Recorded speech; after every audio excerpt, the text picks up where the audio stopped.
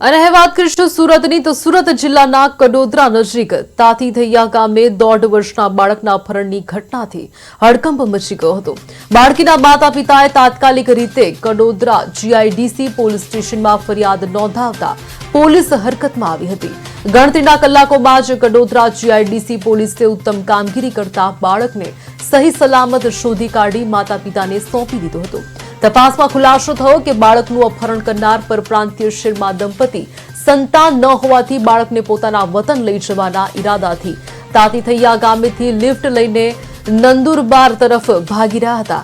દક્ષિણ ગુજરાત રેન્જના આઈજી પ્રેમવીરસિંહના માર્ગદર્શન હેઠળ સુરત જિલ્લાના એસપી રાજેશ ગઠિયાએ ત્વરિત કામગીરી અને કાર્યવાહી માટે ટીમને દિશા નિર્દેશ આપ્યા હતા।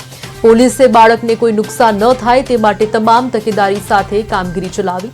અંતે બારડોલી રેલવે સ્ટેશનના નંદુરબાર પ્લેટફોર્મ પરથી દંપતીને ઝડપી લેવામાં આવ્યા હતા અને તેમની પાસેથી બાળકને સલામત માતા પિતાને સોંપવામાં આવ્યું છે। આ કેસમાં સુરત પોલીસે ઝડપી અને પરિણાત્મક કહી શકાય કે કાયદેસરની કાર્યવાહી કરીને માનવતા બચાવવાનો મહત્વપૂર્ણ સંદેશો આપ્યો છે।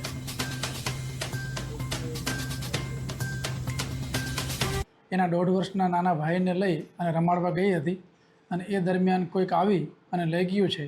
અને 8 વર્ષની દીકરી એટલી બધી ગભરાયેલી હતી કે જેનું પોલીસે ખૂબ સારી રીતે કાઉન્સેલિંગ કર્યું, છતાં પણ ચોક્કસ ઘટના વર્ણવી શકતી નહોતી।